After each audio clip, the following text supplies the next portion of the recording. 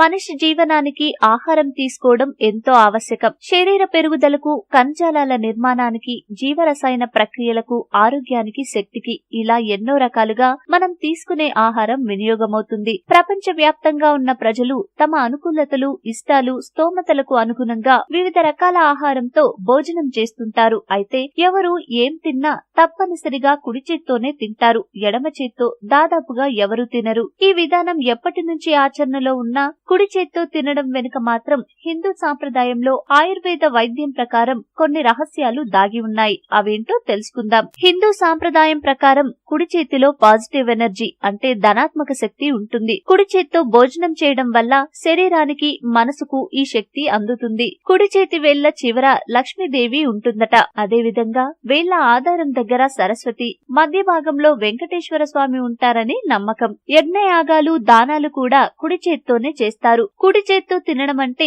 సైతాన్కు దూరంగా ఉండడమే అని కొన్ని మతాలకు చెందిన వారు విశ్వసిస్తారు. కుడి చేత్తో తింటే జీర్ణ ప్రక్రియ కూడా మెరుగుపడుతుంది. ఇక ఎడమ చేతిని వేరే అవసరాల కోసం వాడతాం కాబట్టి తినడానికి ఉపయోగించడానికి సాధారణంగా అయిష్టత ఏర్పడుతుంది.